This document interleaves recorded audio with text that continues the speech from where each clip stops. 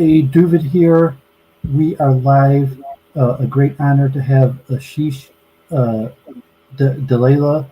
I've been reading his books for years. I came across his books randomly on an Amazon search, just looking for anything I could find on Vedic Cosmology. I brought his books, and I'm going to show them here. I have 8 of his books. The first on various topics. I've shown some of them on Week in Review in my programs. So it's a great honor to have the man himself here, and hopefully he'll explain some of these extremely complicated concepts about Vedic cosmology, Vedic science, and I guess a rationalistic approach to spirituality. People see I argue with atheists, or I promote Judaism, Kabbalistic thoughts, and I have my own theory called the multiple truth hypothesis. It's somewhat based on my understanding of what I've read from the Vedas. So in the introduction to Ashish's books, he gives a kind of a bio of himself, and I guess he's an accomplished engineer and a businessman that had extreme interest in science and understanding the nature of reality, and also the Vedas and you call Hindu cosmology, and of interest. I don't believe he's a ISKCON like initiated devotee, but his books are dedicated to Prabhupada, and he said Prabhupada was the inspiration for his research and literature. So let me hand it over to Ashish to give whatever biographical information he wants. Yeah, thank you, David. I am ISKCON initiated. My just not part of the organization right now. So a brief about me. I'm from India, and when I was still young, about 10 or 12 years old, I was my grandmother used to ask us to read Vedic scriptures in the evening. So that was our family gathering. We used to sit in the evening, and I used to be the designated reader. So I read a lot of books when I was quite young. And when I grew a little older, I sort of lost interest a little bit, or I got interested in other things like science. I was very interested in fundamental physics and molecular mechanisms of biology and so on. So I did a master's in biochemistry, and after that, while doing that, I started seeing several fundamental problems in science, and I was an avid reader, used to visit the library a lot of times. So anyway, that's how I came in contact with Prabhupada's books, and they resonated with me immediately. And since that time, I've done several different things. This is probably not very interesting. Like you said, I work in the technology sector. The main thing is I am writing these books and trying to present the science of philosophy. So that's a brief about me. Yeah, probably similar to me. I'm saying that I'm a civil engineer, and I have an eBay business and do property management. But spirituality is my passion, and that's what I think about in all my spare time. And I love reading on the subject. I actually studied in rabbinic school, but never ended up being a practicing rabbi. But it's definitely my passion. So also fellow engineers that if anyone's read your literature, it's very analytical and systematic. So I was hoping to show some literature. Hopefully, you'll enjoy seeing some of these books, just in kind of my spiritual journey for how I thought about this. I was at University of Michigan um, at the point studying physics, and I helped found the Bhakti Yoga Society of University of Michigan, which was ISKCON affiliated, and with the Detroit ISKCON Temple. But we created a student program at University of Michigan, and at that beginning point, I was actually studying physics, which proved too mathematically intense for me, and I ended up in civil engineering. And I really love the Vedic literature for a whole bunch of purposes, and explanation, kind of amalgamation of science and spiritual wisdom, because as we'll talk about, we'll get into it, is kind of the Western scientific paradigm is mostly materialistic. Um, but some of the first books, I assume you're familiar with Richard Thompson Yeah. and Sadaputa, and I came across his book. I think it was the first one I got. Maybe this one, Vedic Cosmography, also. And these books were fascinating to me. They were kind of my first take into um, the Vedic point of view of cosmology and consciousness. And eventually, Gopal Krishna Goswami came to Michigan. I'll show this. And I got, he convinced me to get the Srimad Bhagavatam set, and actually I have it autographed here by Gopal Krishna Goswami, and he was going to autograph the first canto, which he did. And I said, well, like I like physics and cosmology, so I asked him to autograph the fifth canto. And I actually started the first. I started with the fifth canto because I was so much interested in the cosmology, and then I went on reading like a chapter every day or two till I finished them, and also ended up reading the Chaitanya Charitamrita. And a few years ago, you probably remember there was a big blitz, which was largely fundraising for Mayapur. I haven't been to India, but the Temple of the Vedic Planetarium, which is one of the biggest, I think it'll be the second biggest temple religious place in the whole world. I think just possibly St. Peter's in the Vatican might still be bigger than the Taj Mahal. And obviously Alfred Ford is from Detroit. He doesn't live there anymore, but he's the largest funder, and who Prabhupada chose to do the project. And so when I was active in University of Michigan, there was a big um, interest in this Mayapur project. It was largely just fundraising in terms of the actual science of what's going on. But people were very encouraging because I was studying physics. So I ended up. I was actually in school. I'm not sure if you've heard of this book, Siddhartha Chopra. He recently wrote a book, The Big Bang and the Sages, looking at the Vedic, the pranic estimation of how old the Earth is, that is similar to the Big Bang numbers. But he was in University of Michigan, a student there, also part of the University of Michigan Bhakti Yoga Society. So I was extremely interested in this.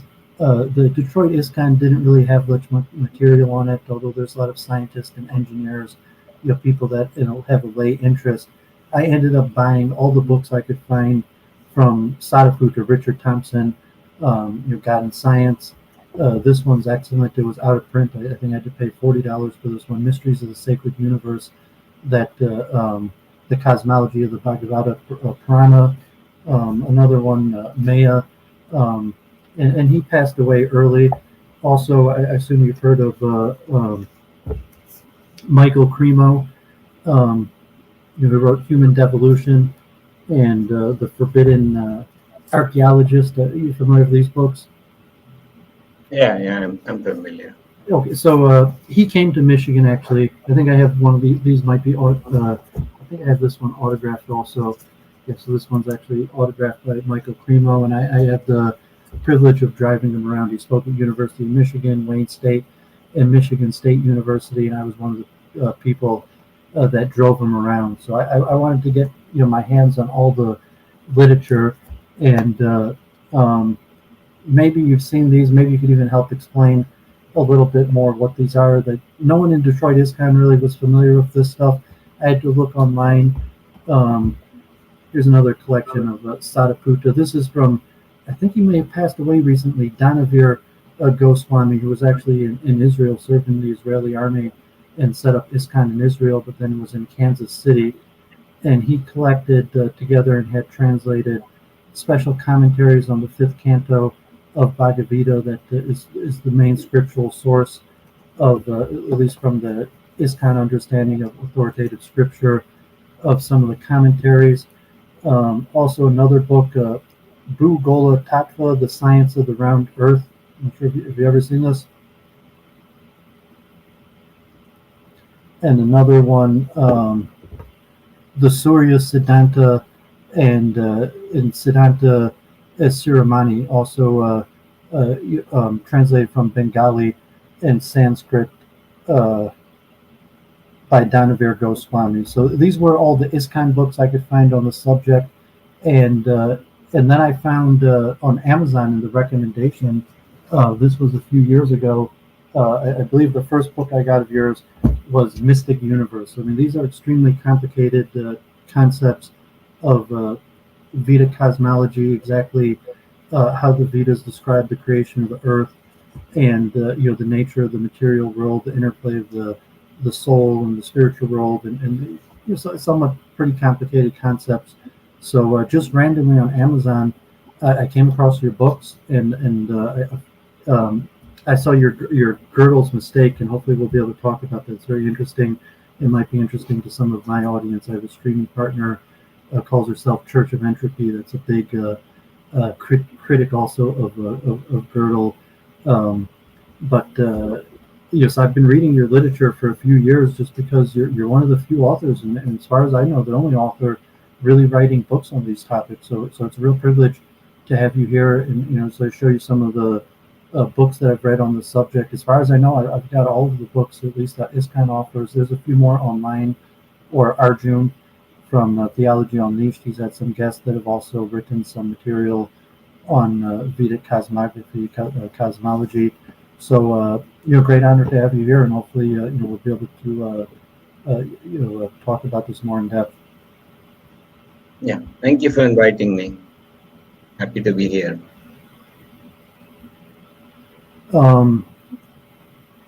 So, I mean, if you obviously you have a better understanding of this than me, although I've read quite a bit of literature, and I know there's dispute. You say you're ISKCON devotee, actually, so you're not you accept the ISKCON understanding of authoritative scripture. Yes, yes. Okay, because I know there's some dispute among the Bhagavatam or the fifth canto whether that's the authoritative in terms of the description, and even Prabhupada himself had difficulty finding experts. I believe later in Prabhupada's the last years of his life, he even put out large sums of money in India and seeking like any Vedic scholar of any background that would be able to answer questions about this, and had a lot of people come to him, but there was actually very little knowledge in India, even among the Vedic scholars who were able to answer his questions. I don't know if I'm right about that historical biography.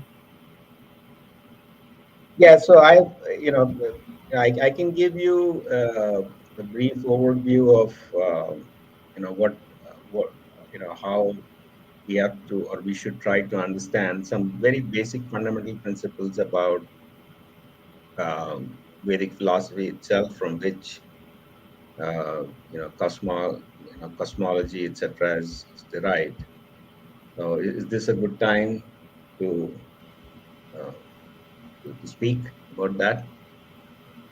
Yeah, I guess if people are hopefully we'll get more in depth, and I have a background in physics, and we'll talk more about concepts that might be difficult for people who don't have a background in science. But if you could just kind of give an overview of where Vedic cosmology um, fits in, or the fifth canto, or the conception, how that's important, how we understand the origin of the creation, and also hopefully we'll talk more about the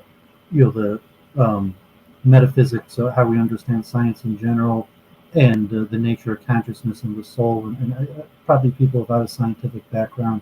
But I also want to ask you more detailed questions that it would maybe involve more understanding of physics. Right. So, what do you want me to say right now? What was the question? I didn't quite get you. Well, if you just give a how do we know? is it just the fifth canto? I mean, I showed you some translations of various scripture Mhm. about the Vedic conception of how the world was created, and I mean, there's a lot of stuff in different.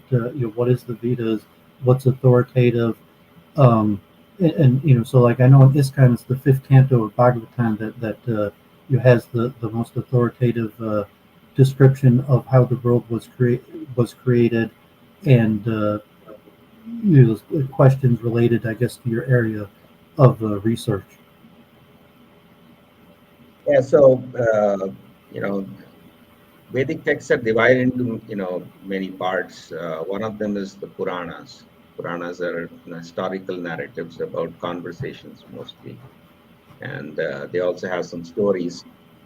So uh, there are 18 Puranas, and most of the Puranas have some description of cosmology.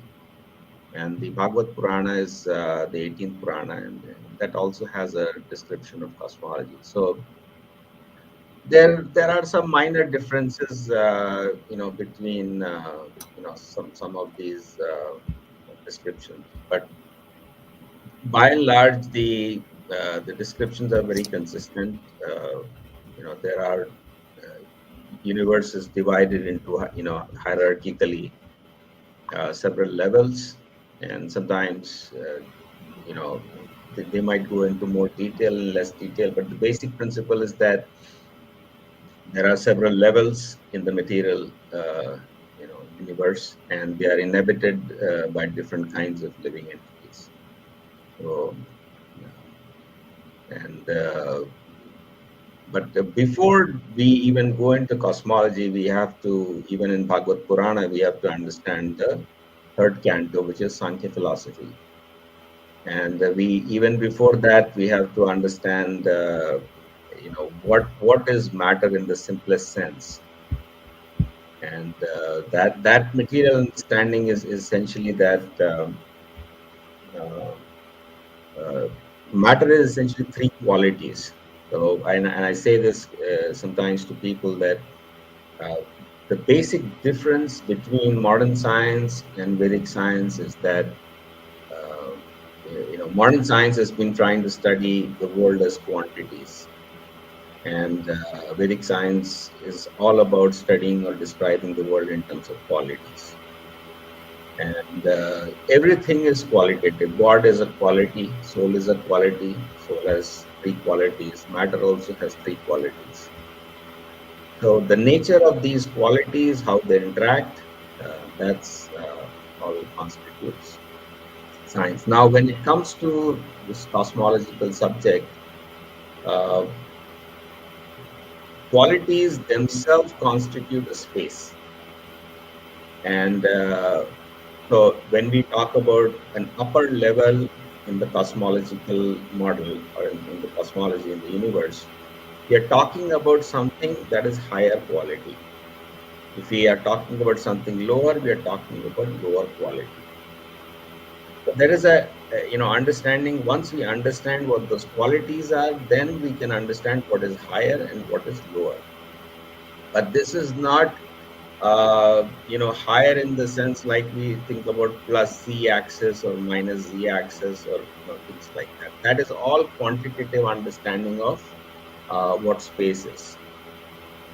And so most of the people get stuck in cosmology because this preliminary notion that matter is uh, just qualities. There's don't Even if you're talking about distance, think about distance in terms of qualities. What's the difference between two qualities? That difference constitutes the distance, and that is essentially and these qualities have very very different properties than quantities. And one example is that these qualities employ non-binary logic. For example, sattva and rajas and tamas are three qualities, where rajas and tamas are two opposite qualities, and sattva is neither of these two opposites. So right away, there is a state called neither, A or not A. And then there are many levels of how this non-binary logical system proceeds. So that is one basic difference. So before we go into the fifth canto, we have to understand the first canto. And before we, sorry, the third canto. And even before we do that, to answer your original question specifically, the source of everything is God. That's the first statement of Srimad Bhagavatam. Janama that from which everything has come. And so why the universe expands, I think those are deeper topics, but I hope I answered your question. Yes, I have a background in Judaic studies, and I love the Kabbalah, although I tend to talk more about Plato and Aristotle because they were spiritualists in terms of modern science, which is largely purely mechanistic. And a lot of times I try to, I have a big interest in the hard problem of consciousness and what is consciousness. And almost everybody in academia in the West are materialists who believe that consciousness is a product of the brain. So I see in your literature you emphasize uh, that the Vedic science is non-differentiated between the science of spirit and matter, and that these distinctions, I guess, are applicable to what we would call spirit and matter. Although you're also a critic of what would appear to be dualism and monism. So I found that a little confusing to say if you're not a dualist or a monist, how are you understanding? Or if you mean like the Lord Chaitanya's Achintya Veda Veda, it's kind of complicated. If you're not saying that you're a monism, that there's one substance that is the origin of both spiritual and material phenomenon, and you're not like a Cartesian dualist, that is probably more in line with Judeo-Christianity traditions, where there's a distinct concurrently running spiritual and material realms. So I had a little confusion in your books where it appeared that you were critiquing both monism and dualism. Right. So matter is also, called, divine. Daivihi sagunamayi mam maya durantaya. So, even material energy is divine. And anyone, if you're familiar, basically, even the material world is personified. So even matter is a personality. Spirit is also personality. So we reject Cartesian dualism or any kind of dualism in the specific sense that everything is spirit. Even whatever you call matter is spirit, but there are differences within spirit. So, what is consciousness? This question actually is I mean, it's not an interesting question for us in the sense that uh, the real question is how do different kinds of worlds appear inside our experience.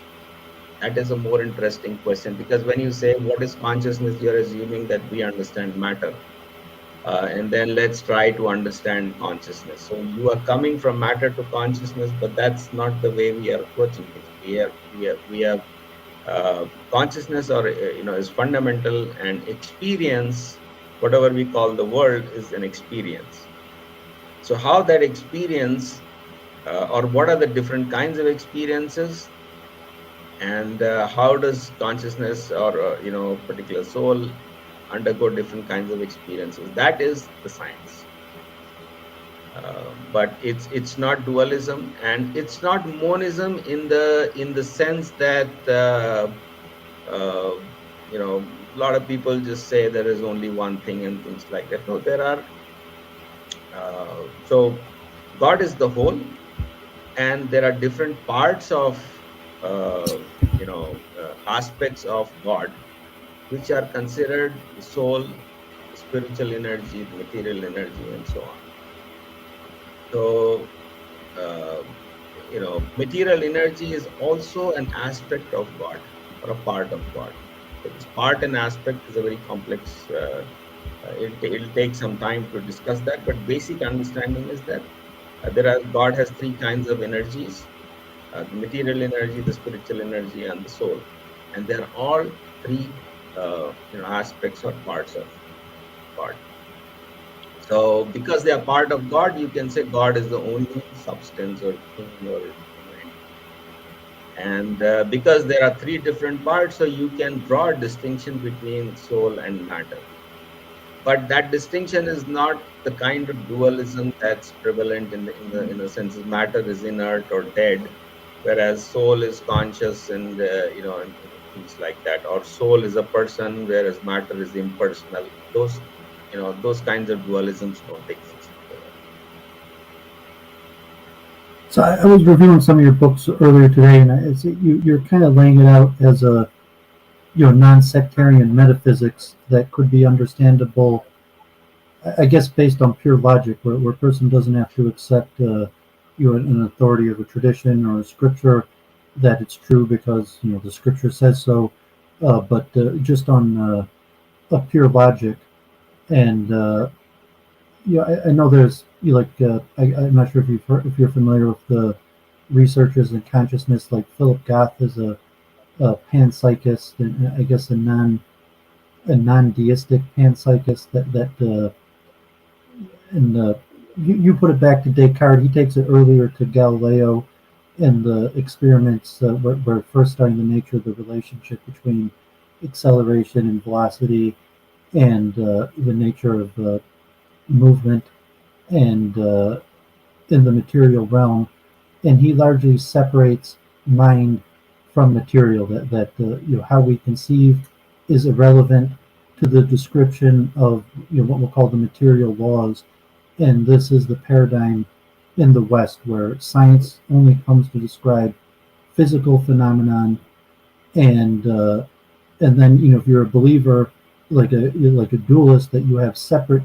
uh, spiritual wisdom, either from introspection that is beyond the realm of science, because you can't scientifically test introspection. I mean, you could quasi use a scientific method like um, psychometrics or just comparative introspection, where I tell I meditate, and then a group of people meditate, and talk about what we discovered, but you can't really subject introspection to the scientific method.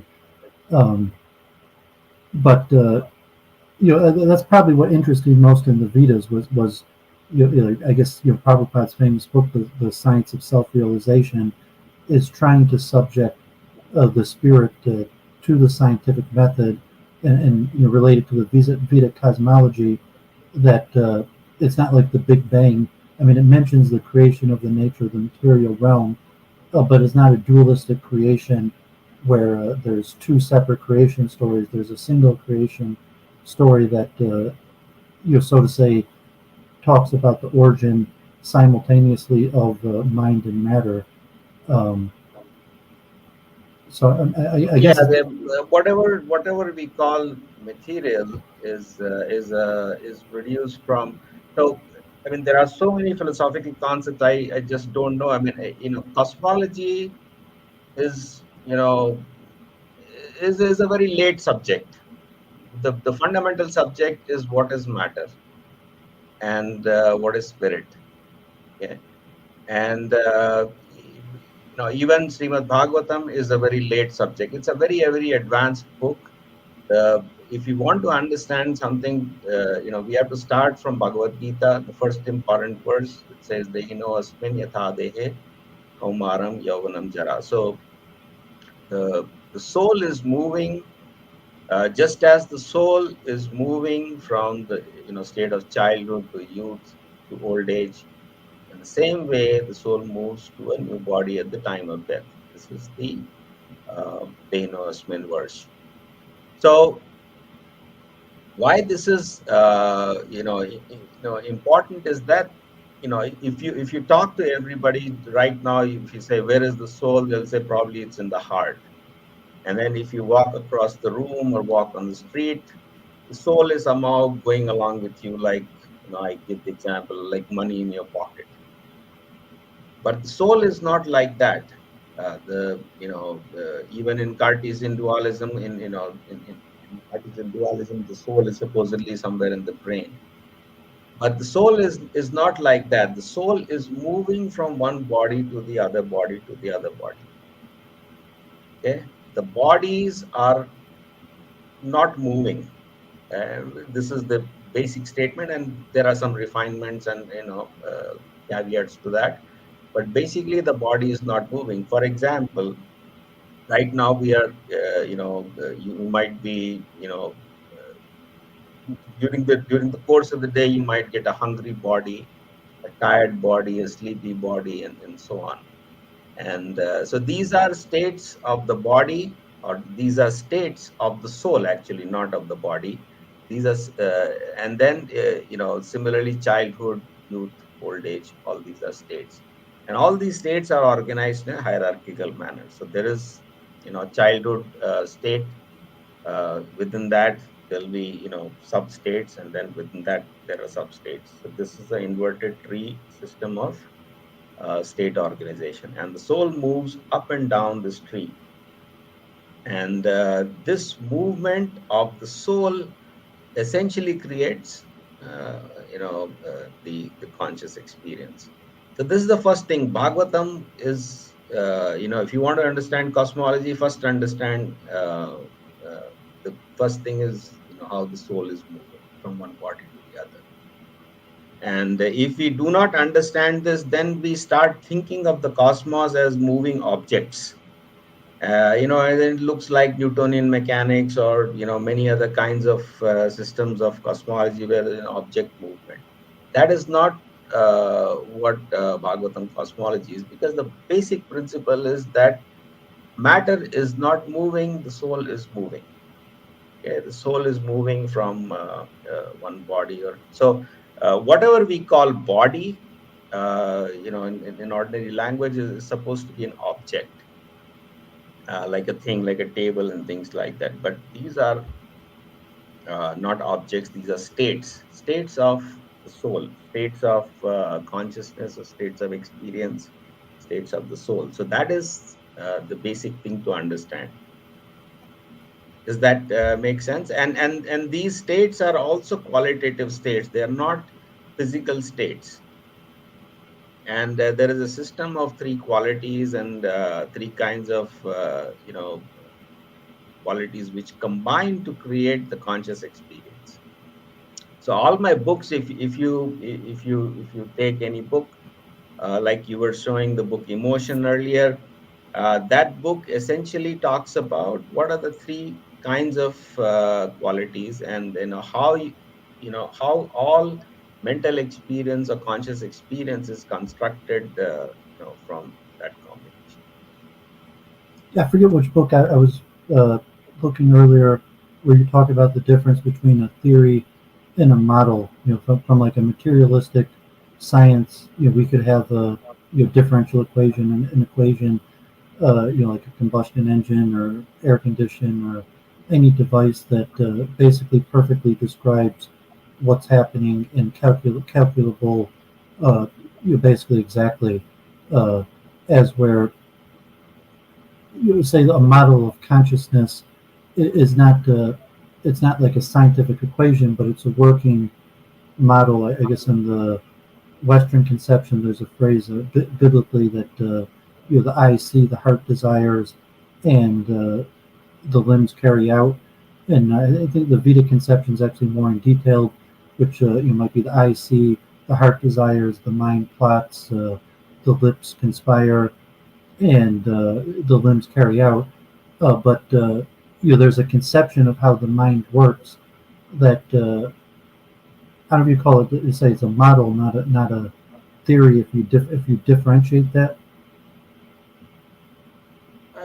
That distinction doesn't see the distinction between. I think we are moving quickly from one thing to the other, but uh, the model of the cosmos is, for example, if you draw levels in a cosmology.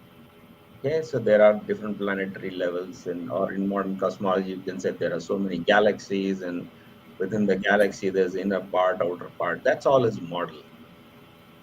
It's a model of the cosmos. But a theory is that which explains the model. Okay, so there is data or observation which are explained by the model. Then theory or the model itself has to be explained by uh, the theory. So, for example, in modern cosmology, you'll have astronomical observations, which is the data. The model is the structure of the cosmos, and then theory is Newton's gravitational theory or Einstein's general relativity theory. That's the difference between data, model, and theory. But in Vedic cosmology, yeah, the observations are exactly the same, whatever you're seeing. But the model is Sankhya philosophy or cosmological model, and then the theory is uh, again a little bit based on Sankhya, but the theory is essentially what is the soul, what is conscious experience, how soul is entangled in the world, and that is the theory. And from that idea of what the soul is, which is the theory of the soul, we construct the idea of space, which is what is space essentially is all that the soul can experience, uh, is space. And why it experiences one thing after the other thing is time. And so everything is driven by the nature of or the understanding of the soul.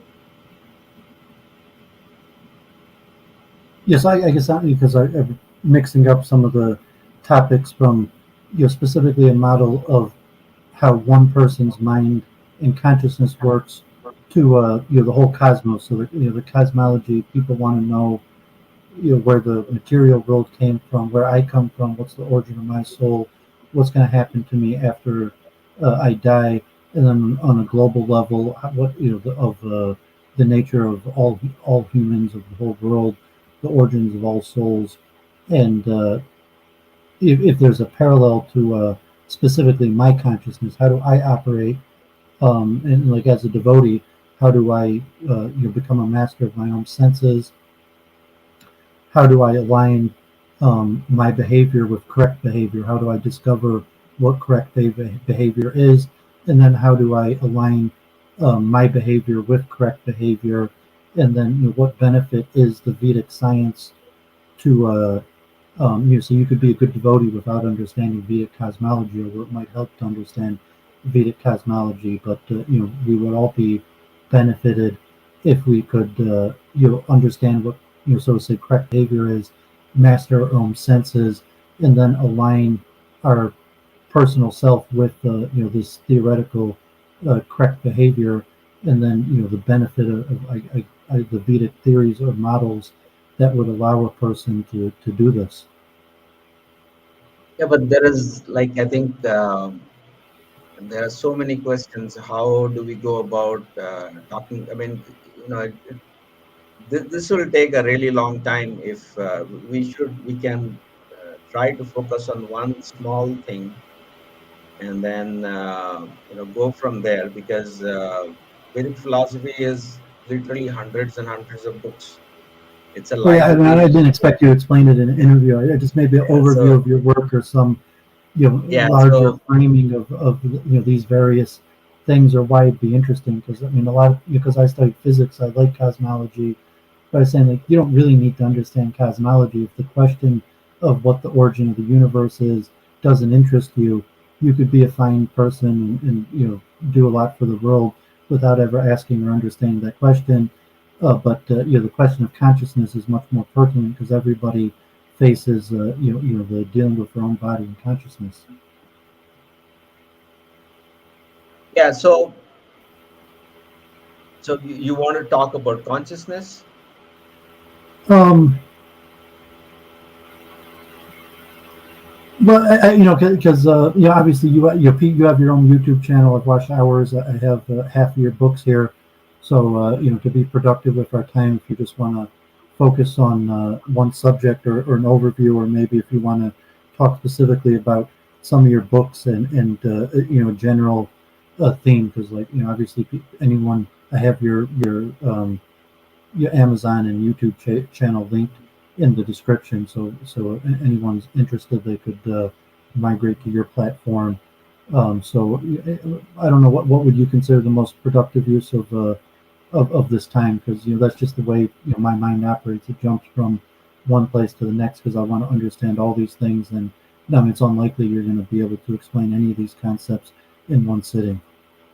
Okay, so let's do one thing. Let's just talk about a very simple concept about what soul is. Okay, and what the word consciousness uh, is not a very, again, this anyway. So the soul has three aspects, or any living entity has three aspects. We don't use the word soul, but there is a word called atma, which is the self, and there's a word called jiva, which is you know uh, the living entity. So all the living entities have three aspects. They're called Satchit and Anand. And I one of the things that I do in my all my books is go into depth about discussing these three words, because everything is based on understanding what these three words are. Okay, so uh, the first step is, for example, if you look at an object or another person, there is a relationship to that person or object. Because if you do not have a connection or relationship to that thing, that you would not be able to experience. And what happens essentially, you talk a little bit about sense and mind control. Uh, in the Bhagavad Gita, it is described that the yogi, uh, controls his mind by withdrawing his consciousness like tortoise withdraws the limbs inwards. Okay, the sense. So you know the, the the modern idea of consciousness is light is coming into your eyes, and then it's there's brain impulses, and then something is happening in your mind. Okay? But what that would entail is that you cannot control your consciousness. That's the mechanistic model. And but the yoga practice is all about how you withdraw your senses, how you withdraw your mind, how you essentially withdraw your consciousness inward. Okay, so that inward movement of consciousness is the beginning of understanding how consciousness works. Okay, so there's an inward movement, there is an outward movement, and similarly there's an upward movement and a downward movement. So these movements of consciousness are essence of how do we start understanding how the consciousness moves. So anyway, so this inward outward business is what is the what I call the relational aspect of consciousness. And once you have an established a relationship, then there is a cognition. Okay? So you're looking at, for example, a cup, and then you have a cognition of how that cup, uh, or that it is a cup. So that cup, cognition, is the whole of Sankhya philosophy. It's a huge understanding of, for example, initially you will say there is some color, there's some shape, size, and things like that. There's hardness, uh, roughness, and things like that. So there are five sensations of taste, touch, smell, sound, and sight. Then there are object concepts, like you can say a cup or a table or a chair. Then below that is, or even above that is, belief systems. Above that is your intentions, and above that is your moral values. It's an enormous system of conceptual categorization of the world. And once you know you know uh, conceptualize this, then you have the experience of happiness or distress or stress, or so on. That's an emotional realm. So these are the three realms: a relational realm, cognitive realm, and an emotional realm. And all experience is essentially a combination of these three things. In the material world, uh, the material energy is all these, uh, you know, uh, All these possibilities are eternally present, but they're not eternally combined. So when you say the universe is created, it's a combination of three possibilities, which combine to create something we call reality. But if you separate these three things, the whole world disappears.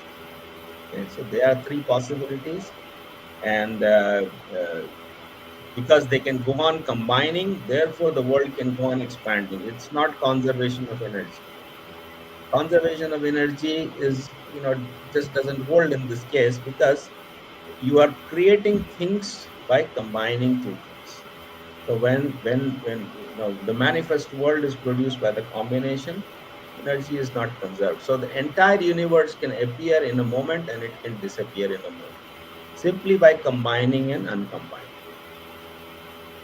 And so that's the basic idea. So from the understanding of the soul, that it has three aspects, then we understand how experience is created by the combination of these three aspects. Then we apply that same understanding to matter and say that, the manifest world is also created by the combination of three energies. So that's a basic understanding. And then there is a lot of detail about, what these things are, how they are, what are the different aspects of them. So, I talk a lot, try to teach people basic meditation, and I think it's somewhat universal among almost all practices that, there's different methods. It could be breathing, mantra, uh, meditation, prayer, physical exertion. But the first step is to quiet the mind, and then to observe the mind. So to say that once a person could actually quiet our mind, then we could observe our um, mind. well, so there are indeed many techniques, but the basic thing you have to understand is that when you say the mind is producing thoughts, it's not the mind that's moving; it's the consciousness that's moving from one thought to the other. Well, Okay. so if I'm observing, like I'm so to say an experienced meditator, so at the same time my mind is, I'm producing thoughts, but then I have an observer that's observing my mind producing thoughts at the same time. How does that fit in with what these definitions or uh, Mind is material. The mind, the whatever you call, so that we have a distinction. So in Sankhya philosophy, there are seven levels of material reality. The most, simplest level is, gross matter, or what you can see as, hard, soft, red, blue, green, and things like that. Then there are properties. For example, color is a property, taste is a property, and so on. Or a shape is a property, and things like that. So there are properties. These are called tanamatra. Then above that are senses. Senses like seeing, hearing. These are different concepts. Then there is a mind. Mind is a very low level construct in Sankhya philosophy. There is a mind which mind is job is essentially to give the world a meaning, or to perceive meaning, if there is meaning in the world. Then there is intellect, right?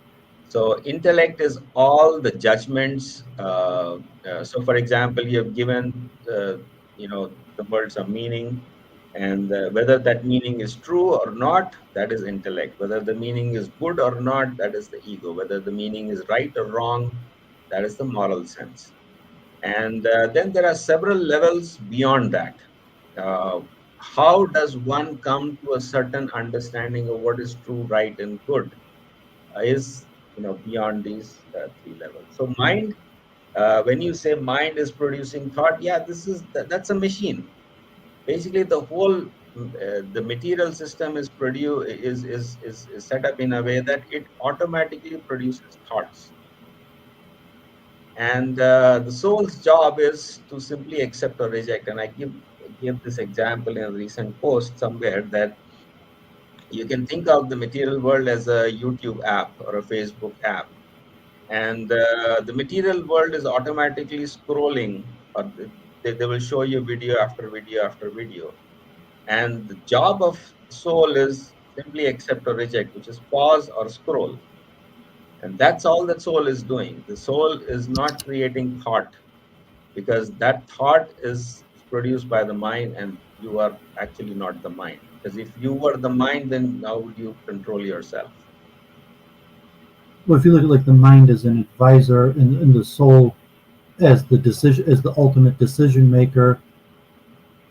Yeah, think of the YouTube app on your phone. All the pictures that you are seeing, all the videos that you're seeing, those succession of videos are, they are produced either by the senses or the mind, or one of the many senses. Sense doesn't just mean the five senses. Even mind is a sense. Even intellect is a sense. But multiple pictures are being produced automatically, and the soul's job is simply to pause or scroll. And if you pause, then just like the YouTube app learns what your preferences are, it creates a habit, it creates a history, and that history in turns dictates what future videos you will see. In the same way, material energy, if you pause, you form a habit, and that habit in turn will produce or determine the future pictures you will see. So it's I mean, I've heard it suggested, and the Talmud puts it, as basically there's a singular binary of either submit or obey or resist, or the biblical concept should be fear God or reject God. But you say it's basically a binary decision that the soul has to make, No, in like a free it's will not type. binary. It's at the minimum it is three. So there is no binary, but because so It is a anyway, form of free if will you think of decision. accept and reject is fine, but it's not binary. It's three. It's always in threes. Yeah, so these are fascinating topics. Maybe if I could shoot some questions from the chat real quick, if you want to give a very quick answer, just um, are you familiar with the Zohar or the Hebrew conception of reincarnation? Compare it to a Hindu concept of reincarnation. No, I am not familiar with Hebrew concept. Okay, just a quick.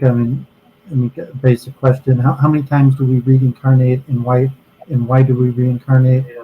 Um, just a quick. I'm scrolling up in some. Why do we reincarnate? Um, just a quick. I'm scrolling up in some. Did you put the volume on the YouTube video?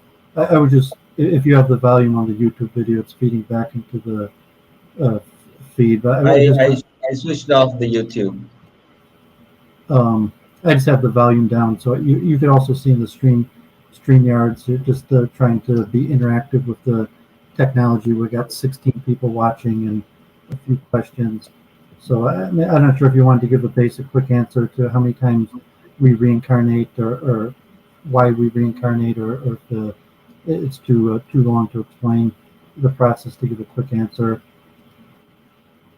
How many times we incarnate? Like I was saying, we're incarnating practically every moment. So the at the time of birth, there is a collection of bodies. That's what is called deha, or dehno asminatha dehe. So think of your life as a bag of bodies. Okay, and one of these one of the bodies is picked out of the bag one after the other. Okay? So in this life, the soul is moving from one body to the other, which is like moving from one state, this childhood, to old age. Within that childhood, you can have hungry, sleepy, tired, and so on. So there is a hierarchical organization of states, and soul is moving. So that movement is also transmigration.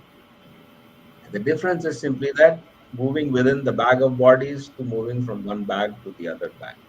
So there are two terms that I use, yatha and tatha. Yatha in Sanskrit means just as, tatha means in the same way. So just as you are moving in this life from childhood to youth to old age, Similarly, at the time of death, you are moving into another body. So how many times are you transmigrating? Literally infinite times, even in this life. And how many times will you go from one bag of bodies to the other? That is also up to you. You can as long as the cycle can be infinite if you do not want to get out of the cycle, right? But if you want to get out of the cycle, then there is a process, and but it's not a fixed number. It's not that uh, you know there is no fixed number for anybody. So someone's asking, I'm not sure if you're familiar, Ian McGilchrist, I guess he's a popular author and streamer, and his theory on the divided brain. I'm not sure if you're familiar with that. I'm not particularly familiar, but I see him on YouTube pretty often. He's a prolific streamer, Ian McGilchrist. What's the question? Just if you're familiar with his divided brain work on the hemispheres. You mean left brain versus right brain differences? I'm not familiar with Ian McGilchrist. I don't know. So I if don't you're know not about familiar the either, that's fine. yeah, I know so you have to be more specific. This is my streaming partner. I've been streaming a few years now. Jennifer Sharf calls herself Church of Entropy, um, and she actually has a degree in physics, and she's her more Arya Samaj leanings, um, and so she's asking, in your opinion, which of the Shad Darshan is the most supportive of the argument that Sankhya uses what amount to quantum mechanical approach?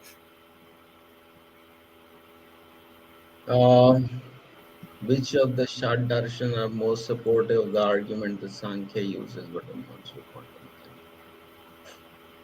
Well, like I was saying, Sankhya essentially, and all the six philosophical systems, there everything is studying matter in terms of qualities. And I can give this example. When you study the world in terms of meaning or qualities, you can never reduce it exactly to a quantity. For example, if you have a book, and let's say that book has 100 words from the dictionary, you can assign a probability to the occurrence of each word, right? You can say the word therefore occurs with a probability of 0.2%, and the word hereby occurs with a probability of 0.5%, and so on. So you can give a probability to all the words, and that's what quantum mechanics is trying to do. Essentially, you have a text, you have a book, or the material world is like a text, and instead of reading that book, which is the sequence of the words, all that quantum mechanics can do is give probabilities to the words. And that probability arises because you can only parse the token, but you cannot understand what the words are. Okay, so which system of philosophy? All of them are discussing different aspects of what is the quality world, how one quality emerges from the other quality, what are the relationships between qualities, and things like that. So there isn't one, but it is also not a quantum mechanical approach because quantum mechanics is incomplete. It's a probabilistic description, and you can't make predictions. Yeah, I was looking at your book earlier on quantum meaning. Very interesting. So Jennifer has more expertise than she's studied quite a bit of the Vedas and has a degree in physics. So I guess further on the same question, if explain the authority of the shorty to imply that no book could be authoritative, and also asking, what do you think is the biggest hold up in attempting to translate Vedantic concepts to the West? Uh, English is not a limitation for see, languages are not a limitation in terms of understanding. The basic problems are we have certain worldview that's deeply ingrained in our consciousness or in our minds, and that worldview is the hindrance. Like for example, uh, I talk a lot about semantic space. For example, you can say uh, uh, or even in an emotional sense, you can say I am close to so and so. I'm emotionally close to them, or I'm emotionally distant from them. There is a concept of distance that's intuitively understood by everybody. What is emotional proximity? What is emotional distance? But nobody wants to accept that that's a real idea.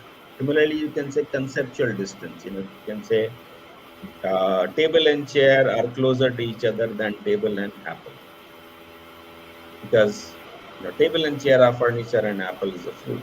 And there's an intuitive understanding of there is a difference. There's a greater difference between a chair and an apple than between a chair and a table. But again, people don't want to accept that. Similarly, you can say I have, your spouse or your children are relationally close to you, but not so much your boss or not so much the head of your state, things like that. So there are lots of concepts in our ordinary vocabulary which are accessible to everybody, but which are completely outside science, which have been kept outside science by a programmatic system of trying to understand the world in terms of physical properties, right? Like for example, in Vedic philosophy, we can talk about the mind is going up, life is going up, health is going up. All these things are completely meaningful because up means the mode of Sattva-guna. Similarly, life is going down, mind is going down, health is going down. All these things have a meaning, perfectly meaningful, because down has a meaning based on Tamaguna. But if you in modern science, there's no meaning to the sentence life is up, or health is up, or mind is going up, right? So the system of qualities makes everything that you speak about at least meaningful. It may or may not be true, but at least it's meaningful. But in modern science, all that is meaningless, right? So the first thing is to understand uh, these how we are using these words, and what do we actually mean by them. What do you mean by mind is going up, life is going up, health is going up? So you think relationally that, and we participate in a lot of debates, and a lot of them are kind of semantic and dumb. People just play word games, and also definitionally, people use words for different ways. One person could mean something different by the same word. That's fine. So That's you have to okay. So spend a lot of times, coming to common ground on how we understand words or what we mean with words. But in terms of giving over the concepts of relationally, that if you could understand the meaning of words in relationship to other words, that people could get the general understanding of these concepts in any language. yeah, so the words do have different meanings, and this is the one of the things that the Gödel's mistake book does. It tries to bring it in the context of numbers, and the Yeah, so you call that basic a category principle of mistake. I was just reading over that earlier. yeah. So the basic principle is that you can give three different kinds of meanings to any word. And for example, in a computer software, you have numbers are treated both as data and as well as instructions. And yeah, similarly, you can even if you're treating as data, sometimes the problem knowledge is which is, like you said, precedent. For example, sometimes it means uh, when you say the president wants to speak with you, it means an individual person. But if you say the person was elected as a president, that means general concept. So there are three modes, three ways in which we understand these words, and by the combination of these modes, there are many interpretations. But at the minimum, every word can be given three meanings. So why these meanings arise, and that also means that in a given context, the meaning is always subject to the context. So we have to understand the given time, place, situation, person and things like that. So there are a bunch of factors by which we determine the contextually appropriate meaning. So, you know, people may say that, oh, words have many meanings, but yeah, that's the whole philosophy about how, every word has to get three meanings. Just to clarify this, gentleman was just curious if he was asking about a specific popular scientific streamer, Ian McGilchrist, but he was just curious if the left-right hemisphere concept is concurs with Vedic, or there's any problem with the Vedic philosophy in terms of the left-right hemisphere divide, which I guess I'm not even sure if you're getting into that. Usually I argue that thought doesn't even necessarily arise from the brain, or I'm not sure if you're familiar with the Penrose-Hameroff hypothesis and quantum mind, but do you consider the mind or aspects of the mind to arise from the brain? And I guess that he's specifically curious about your thoughts on the left-right divide. But do you look at mind? You said it's physical, but what do you believe that certain aspects of thought occur from the brain or from other, so to say, spiritual, non-material phenomena? Do you look at the brain as a computer? Mind and senses and intellect and ego, these are all material, but material doesn't mean physical. Okay, physical means quantities. What is physical? If you try to just define what physical actually means, it goes back to Cartesian definition where matter is res extensa. And mind is res cogitans. So what is res extensa? It has a single property called extension or length. What is length? It's a number, right? So res extensa or all of matter comes down to some extension or some length. All length comes down to some number. That is what we mean by physical. But that creates a mind-body dualism. But matter, for us in Vedic philosophy, it's not extensa. Extension is a sub-property, but the basic thing is qualities, right? For example, taste, touch, smell, sound, sight. These are qualities. And if you want to go deeper into Western philosophy, I think we have been jumping around quite a bit into different topics. So I think we are not able to do justice to anything. But essentially, if you go back to the birth of empiricism in Western, and there's a person called George Berkeley.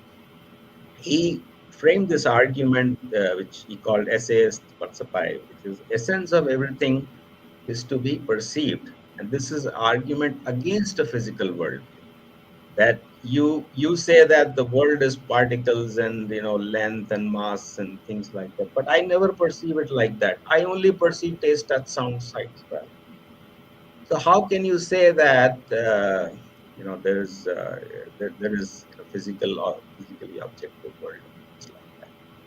But this is the physics conception, and from that physics conception arises the world called metaphysics. But there is actually, all of science is also metaphysics, because, for example, if you see electromagnetic wave, nobody has seen an electromagnetic wave. Nobody can see. All you see are effects of the electromagnetic wave, right? Similarly, gravitational field. Nobody has seen a gravitational field, but all you see are effects of gravitational field. So you're postulating causes which are imperceivable, but the effects of those causes are perceivable. So this is metaphysics. The physics is that you can perceive something, and the metaphysics is you are trying to explain that perception using something that you cannot perceive, right? So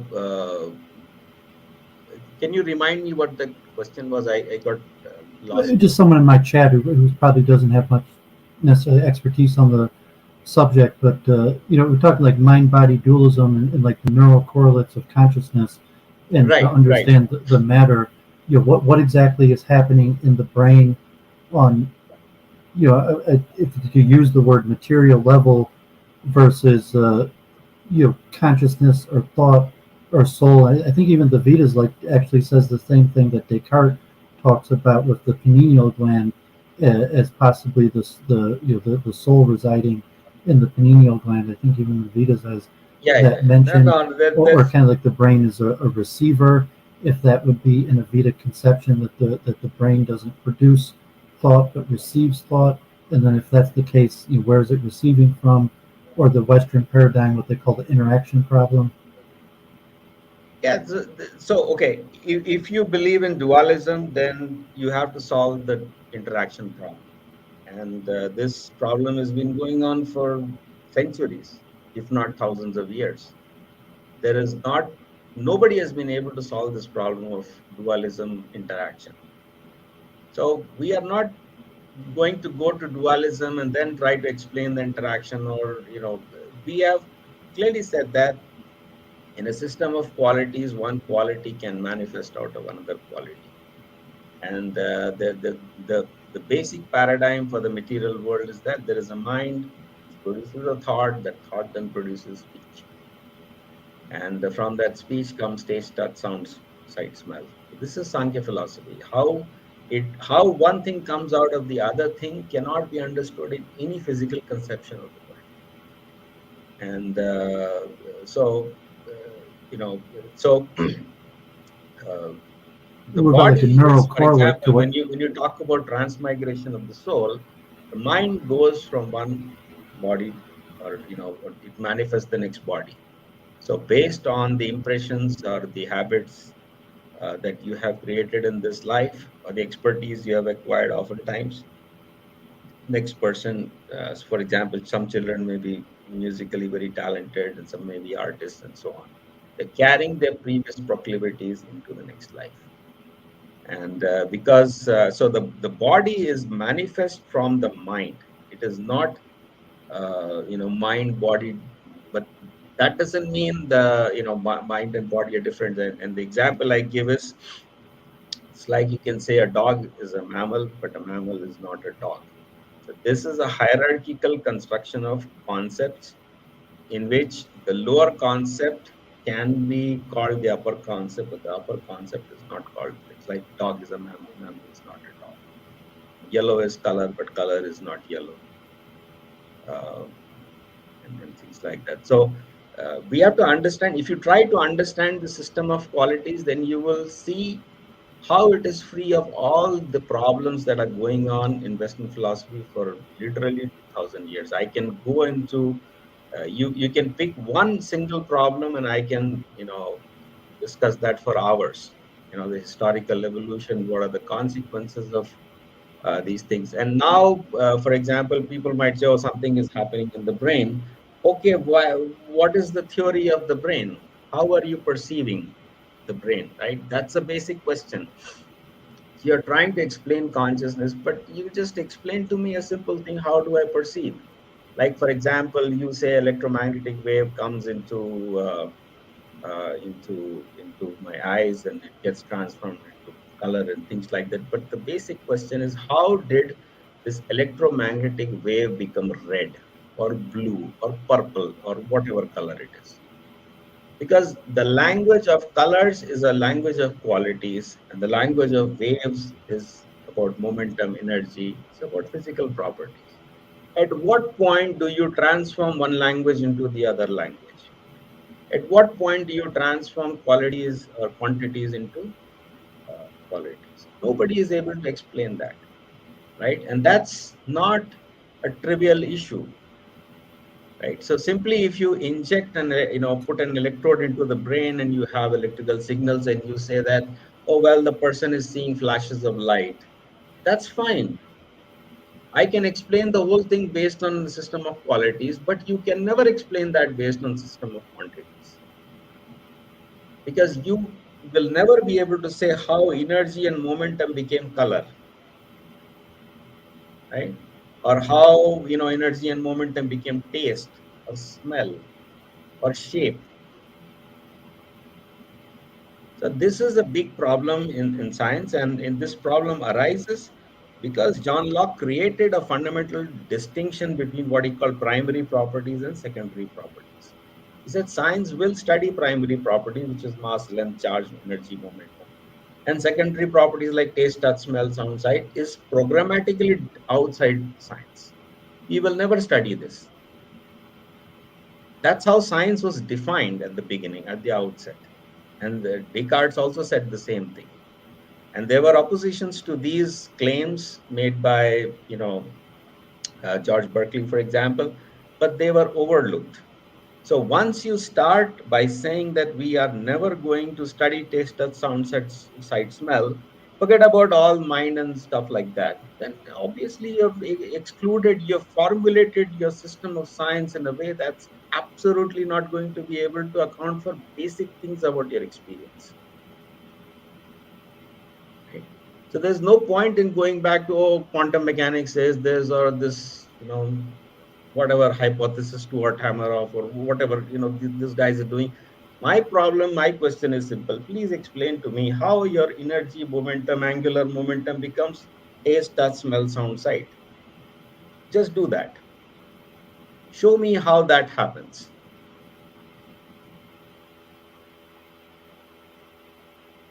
Yeah, I mean, if they, if people call the hard problem of consciousness and say that maybe there isn't going to be an answer to that, and I mean, your time is valuable, and obviously you've written thousands of pages of literature on this, but there's a lot of people I speak to all over the world that find these topics interesting, study it, both spiritual and material sciences, and your book here on quantum meaning, and obviously you have a degree in the hard sciences and work in engineering fields. Um, do you see some sort of future? Is it possible that great minds could come together and reach some sort of common lexicon or understanding to move forward in a combined like spiritual material science, or is it going to be separate? Like you're just going to go to your tradition and your understanding or your lexicon, and other people will you just fall subject to the, if you want to put it in terms of the first primary and secondary properties. But can we break communication barriers on this, or do you think that the communication barrier is just permanent and unbridgeable? Well, you have to understand when you, so like I was saying earlier in this conversation, that if reality is qualities and you try to describe that in terms of quantities, uh, all your descriptions will be incomplete. And that is the essence of what Gödel's incompleteness is. It says all systems of arithmetic are either inconsistent or incomplete. So why it becomes inconsistent? Because in the system of qualities, each thing has three meanings, or it can be interpreted in three ways. That leads to inconsistency. But if you remove that inconsistency, you come to a physical world where there is a single interpretation of each thing, then you will always be incomplete. So all sciences, because they are employing numbers, will remain incomplete. And that incompleteness means most of the questions will remain unanswered. But if you try to answer some question by adding some hypothesis, some additional theoretical postulate, then either you will get new set of contradictions, and even with those new set of contradictions, you will still not be able to explain everything. Right? So this science becomes increasingly complex and expensive over a period of time. And if you add more assumptions and if you add more complexity, its applicability narrows down to a smaller domain. When it narrows down, you start seeing that so-called problem of economics, where to solve a small problem in a narrower domain, I have to invest a lot, to solve given problem. So this is the problem of quantities, and it's not if you understand Gödel's incompleteness, then you can understand what the problem is. But if you understand Vedic philosophy, then you can understand why the problem must exist and what the solution to that problem is. So can we come to a common understanding? That common understanding is a system of qualities. That quality system is rational. I'm trying to just explain some of the basics, because the struggle right now is people are not even able to appreciate that modern science has certain flaws, and those flaws are not in the shallow or narrow sense of, okay, maybe this formula is wrong, or maybe that experimental evidence is wrong. No, in the much more deeper sense that all quantity based thinking is forever incomplete. So if you want to change that, then you have to change a lot of other things. For example, your understanding of what is space, what is time, what do we mean by matter, what do we mean by logic. Everything gets overhauled because of that. So will that happen? I don't know. It might take some time, but you have to also understand that modern scientific thinking was given birth during the Enlightenment in Europe, and that followed the Protestant Reformation. So how old is that? That's about 400 years old, right? So you can give it some time, and then you'll see it will come about. Running through the language of mathematics, you say, okay, we're both engineers and have day jobs. That even if we can't break this communication barrier, so to say, the device might work. That the telecommunications, the cell phone, the internet's up, the engine's working. That even though our countries could be at war, our peoples could have different ways of life that are in conflict and no common understanding, but through the language of science, we've made a device and it works. So to say. Say like your yellow pill book, it's more classical line of Sanatana Dharma and Now, so let's, David, let's do one thing. Let's focus on, let's, for, if, do we have any more questions which we can go through? And for, if we have another conversation, then let's just fix it on one single topic, uh, because it's very complex. It's very vast. yeah, I don't see any direct questions in the chat, but I mean, because these concepts are interrelated, and because we people have different metaphysics or conceptions to reach some common lexicon. But say, okay, we're both scientists that so we could maybe agree on we both have our day jobs, so to say, that the device is going to work, the equations are going to match. You're going to put your signature or stamp on the product and say it's going to work, even if we can't come to understanding. So, and then I don't know if it's too much to try to tie this into like the yellow pill thinking there that if it's related to some sort of greater societal the metaphysics to some sort of greater societal uh, harmony. I mean, possibly science, technology could advance without a societal harmony. So countries could be at war, but we could still be pushing forward devices and gadgets that both sides benefit from. Devices and gadgets is not the problem. The worship of devices and gadgets is the problem. Okay, so we have a computer, we have a device and gadget, we can use it, right? We can use it to spread knowledge, we can use it to spread information about God, we can use it to make the world a better place. And at the same time, we can use it for destructive purposes. The gadget is not the issue. The issue is that we are getting attached to these gadgets. We are spending our life just building and constructing and buying and working hard for these gadgets. We are forgetting about the bigger purpose of life. And after we get these gadgets, we use them for degraded purposes.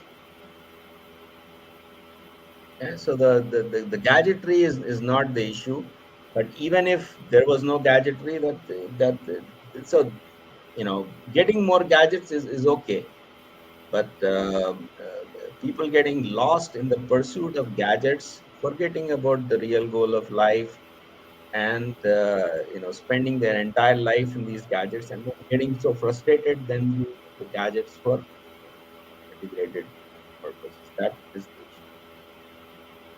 But ISKCON here. There's a good devotee, Jugal Kishore, who I've listened to his Bhagavad Gita class, maybe even hundreds of times, and the scripture doesn't speak about things in technical engineering systematic explanations. There's pastimes and stories, and like even cosmology, it's scattered through stories or different um, parts. Versus we're both engineers and like to think about things in a systematic nature. uh, so it's I always found that I like the stories and classes, but when the nature that that's just the way it is. It's pastime. We're here life, and it's not systematic. Although very few people are writing literature talking about the subjects that you're talking about. That's why I reached out to you and found your literature and wanted to talk to you. But this is our first time talking, and obviously, I didn't write you exactly what I wanted to ask you, or even I didn't even have a clarification in my own head. Just you wrote on so many different subjects. They're all interesting to me, and hope you'll continue to do that if you keep on producing videos or like PowerPoints and diagrams are excellent. These conversations, I guess, are endless, could go on forever. Yeah. But I appreciate you accepting my invitation and speaking to me. And hopefully some of the people who watch this will be interested. The link to your Amazon and YouTube page is in the chat. And I get like me, you're a businessman. You have regular daily responsibilities, but do you have future plans to try to make a more systematic for people who have systematic minds and want to understand this in a systematic way? Do you have future plans? I see you're popping out books, like one or two a year. But in terms of like video series or PowerPoints or classes. So I have a website which has PowerPoints and lectures, and the media production is a more time consuming process, and uh, I am more focused on the so here's how, if you want to see a new way of thinking, there are two ways you go about. You get a lot of popular masses, and you make things very popular, and then you hope that somehow order and hierarchy, or something better will come out of this crowd. But that's one way of thinking, and the other way is you go to the right, the top, and you do the highest level of work, and then over a period of time, that initially the best minds take it, and the next best minds take it, and it takes a long time to become popular. So those are two approaches: bottoms up and top down. I'm in the top down approach, where do the most difficult kind of work initially. It's not meant to become very popular, because I can try the reverse approach. I gather a lot of, because I've seen a lot of people try to do a lot of popular stuff. They make some videos, they gather an audience of, maybe several thousand, maybe a couple of million. And but you can go on listening to it over and over and over again. You do not come to an answer. You don't come to a conclusion. It's maybe this, maybe that, it could be this and it could be that, and then what about this guy and what about that guy? So it's all remained basically confused, and that's not how I like to approach things. So Kurt, it's I don't know if you heard of Kurt Mungle and his theories of everything, where he interviews all different type people. But like I want a theory of everything, and we're both engineers, and I want a systematic theory of everything, and probably that's it's not the way the scripture speaks, and it may just not exist in that manner. Yeah, in the Vedic scriptures, it's the look. You have to understand, if let's say two physicists are talking to each other, right? The conversation would be very different than if two ordinary people were talking to each other. You have to understand the scriptures. These are conversations between extremely advanced souls. Take for example Srimad Bhagavatam. It's It's a conversation between Sukadeva Goswami and Parikshit.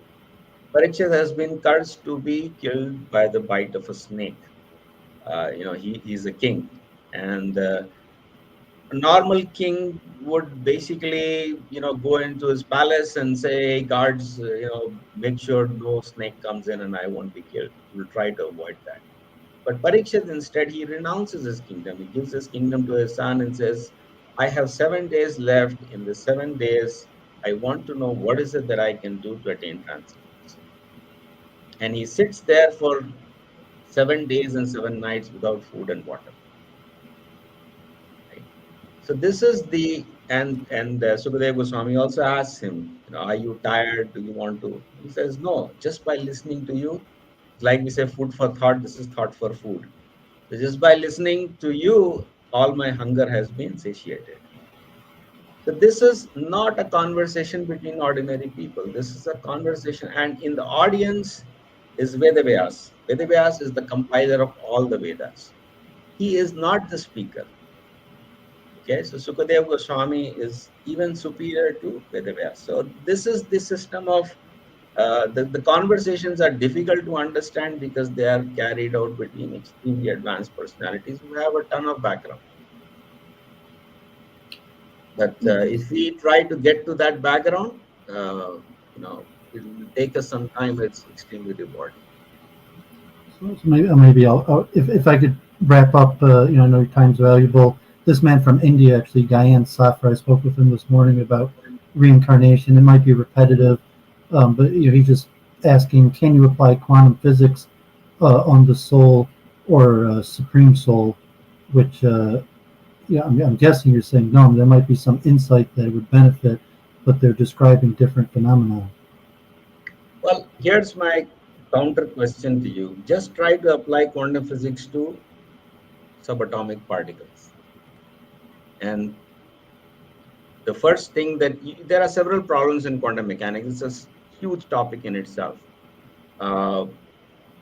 One observational problem is that you do not get, deterministic predictions. You only get probabilities. Why you get probabilities is something nobody knows. There are 24 interpretations at least, which are trying to explain how we and why we get probability. Trying to interpret the probabilities in different ways. But nobody is able to say that we will overcome this probability problem. So that's the first thing. And if the world is that probabilistic, then the next question is, how do you have a stable, chair and table and body and things like that, right? It's like the Schrodinger's cat paradox is the cat may be dead or alive, but we are not oscillating between dead and alive states, right? The Schrodinger's paradox is stated in those terms where the cat could be dead and alive because we are only talking about one measurement. But if dead and alive are two possible states, then you could be dead and then alive and then dead and then alive and so on, because those are quantum states. So there are numerous problems in quantum mechanics, and instead of trying to apply them to soul, super soul, just try to apply them to matter first. If you can solve the problems of quantum mechanics on matter, then we can talk about other things. Okay, well, excellent. I really appreciate you talking with me, and maybe we'll be able to talk again. Maybe I could find a group of people that have a little bit of expertise or of science and Vedic scripture. As I mentioned at the beginning, he might have went back to India, but I was part of the Bhakti Yoga Club Society with Siddharth Chhabra, who got a PhD in computer science from the University of Michigan, and was kind of lost and turned to became a devotee in the midst of all the engineering, and then wrote a book trying to synthesize the Vedas and science, and it's definitely probably the single topic that interests most, like a theory of everything that doesn't just explain the material sciences, but amalgamation of the so to say spiritual and material sciences. So we just keep on studying. And I really appreciate your literature. You helped me understand the Vedic philosophy quite a bit, and so there's not really that much good literature in English on the subject. So I appreciate you talking to me and my audience, and hopefully we'll be able to do it again sometime. Okay, David, thank you. You're welcome. I appreciate Hare Krishna. Yeah, Hare Krishna. And anytime, if you want to stream more, or StreamYards or whatever, if it interests you, happy to work together with you in any way. Or if you make it to Michigan, I brought your books to the local ISKCON. No one had heard of them. So if you reach some level where you're traveling and giving classes, put Detroit on the map. I'm sure the ISKCON Farmington Hills or Detroit would be happy to have you, or plenty of places if that's possible, or something like that. I'd be happy to set it up, pick you up from the airport or whatever. Yeah, I was going to the West Coast twice a year, but because of COVID, I'm not traveling. I used to Yeah, go it's to, unlikely to happen now with COVID, but at some yeah. point. Okay, so I'll let you go. Hare Krishna. Thanks again.